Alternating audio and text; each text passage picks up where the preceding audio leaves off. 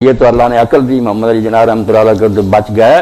ورنہ متحدہ قومی وطنیت جو تھی وہ اتنی بڑی سزائے موت تھی ہمارے لیے کہ سید ابوالعلا مودودی رحمۃ اللہ علیہ کی کتابیں لوگوں کو دینی چاہیے۔ آج کے دن کے لیے تو تحفہ ہونی چاہیے کہ مسلمان اور موجودہ سیاسی کشمکش، یہ مولانا ابھی پاکستان کا نام بھی نہیں ان لوگوں نے لکھا تھا، اس وقت لکھنے شروع کی جب ہم دیکھو اتنے بڑے بڑے علماء حسین احمد اور یہ ابوالکلام بہ گئے، کہتے ہیں یہ آزادی کی جنگ ہے مسلمان کے پیچھے۔ مولانا نے کہا یہ آزادی کی جنگ ہے، یہ موت کا سرٹیفکیٹ ہے، اگر ہندو کے ساتھ مل کر آزادی لی اب تو انگریز کا سایہ اس وقت نہیں معاف کر دے پھر کیا بنے گے۔ اس وقت سن 37 میں جب انگریز نے بیٹا صرف آزمائشی طور پر دی آزادی کہ صوبوں میں اپنی حکومتیں بنا لو، زیادہ صوبوں میں کانگریس کی بنی،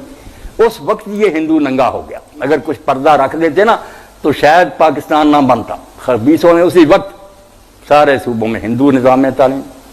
ہندوؤں کے دیوتاؤں کی کہانیاں،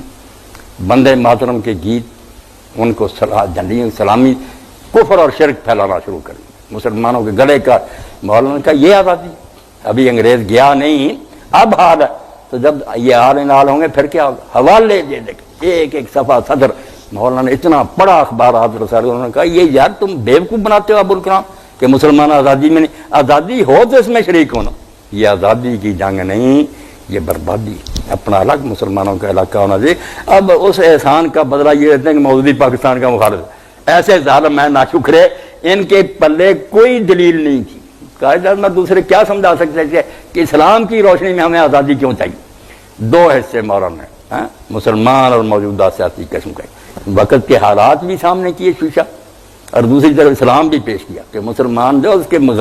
اغراض و مقاصد کوئی توحید اس کو تنگ کرتی ہے کہ جس خدا کو مانتا اس کا قانون معطل ہے۔ اور تیسرا حصہ مسلم لیگ کے بارے میں لکھا جس پر یہ ناراض ہیں،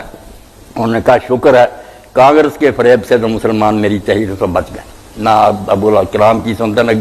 حسین مدنی کی، مگر یہ مسلم لیگ کی تحریک جو ہے نا کہ 4 آنے کے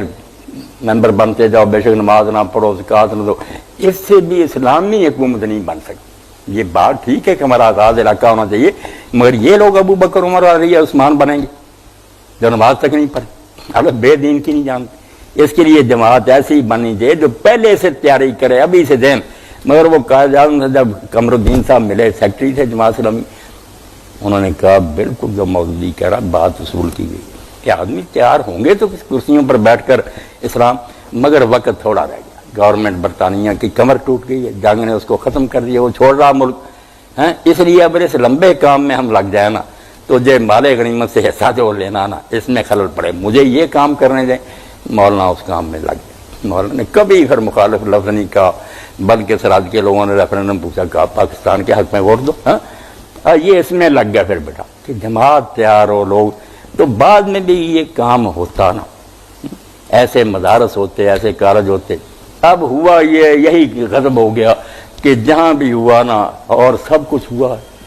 یہ تعلیمی نظام کے بارے میں کوئی دینی تحریک کچھ نہیں کرتی۔ اگر کچھ دار ارکم وغیرہ بنے ہوئی نا، وہ بھی زیادہ بعد میں پتہ چل گیا کہ بس کمرشل ہیں، فیسیں زیادہ، اور وہی نظام تعلیم صرف قرآن کی حفظ زیادہ کراتے ہیں، یہ نہیں بات۔ نظام تعلیم جو اس میں بنیادی تبدیلی جو ندوۃ العلماء میں مودودی صاحب نے کہا تھا اسلام کا نظام تعلیم، وہ ہر آدمی کو پڑھنا چاہیے،